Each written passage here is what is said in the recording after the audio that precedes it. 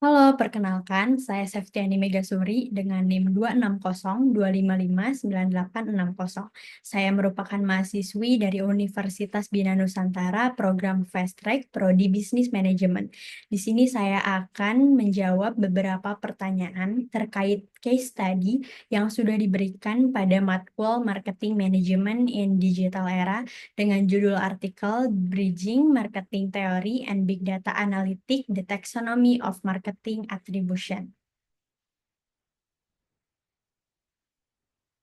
Pada table of content ini terdapat summary, question, answer, dan conclusion. Untuk summary yang sudah saya tulis berdasarkan artikel Bridging Marketing Theory and Big Data Analytics: The Taxonomy of Marketing Attribution yang ditulis oleh Dimitrios Buhalis dan Katerina Volcek yang mengkaji integrasi teori pemasaran dengan analitik Big Data untuk memahami kinerja pemasaran digital yang semakin kompleks. Artikel ini menekankan pentingnya analisis data dalam memahami perjalanan pelanggan untuk strategi pemasaran yang efektif, terutama karena meningkatnya integrasi digital antara pelanggan dan merek. Penelitian ini menunjukkan bahwa metode atribusi pemasaran sering tumpang tindih tanpa sistem klasifikasi yang konvensi. Untuk itu, penulis mengembangkan taksonomi 5 dimensi guna mengklasifikasi metode atribusi pemasaran. Di antaranya terdapat jumlah titik kontak, prinsip alokasi nilai, jenis saluran, teknik penentuan nilai, dan teknik komputasi. Taksonomi ini memungkinkan bisnis memilih metode atribusi yang lebih akurat sesuai strategi, sehingga investasi pemasaran dapat lebih efektif. Secara khusus, artikel ini menyoroti bahwa metode data-driven lebih presisi dibandingkan metode berbasis aturan karena menyesuaikan nilai titik kontak berdasarkan data perilaku pelanggan.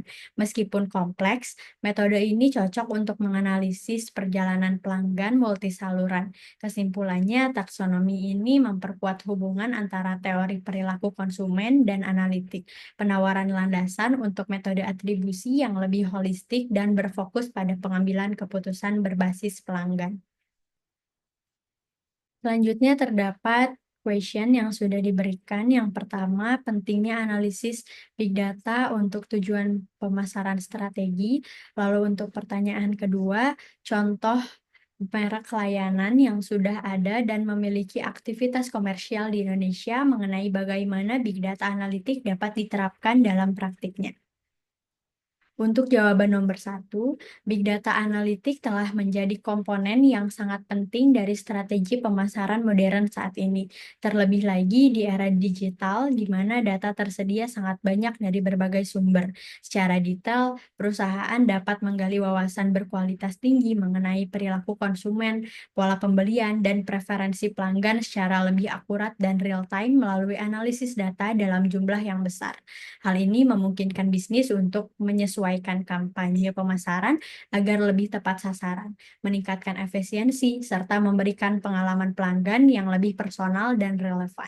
Selain itu, Big Data memberikan kesempatan kepada pemasar untuk mengoptimalkan alokasi anggaran pemasaran, memprediksi tren pasar, serta mengevaluasi keberhasilan kampanye secara menyeluruh dengan pengukuran kinerja yang lebih canggih.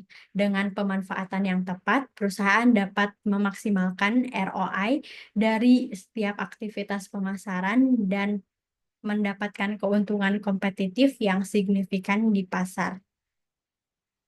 Untuk jawaban nomor 2, saya dapat memberi contoh yaitu Gojek. Karena Gojek merupakan salah satu perusahaan teknologi terbesar di Asia Tenggara.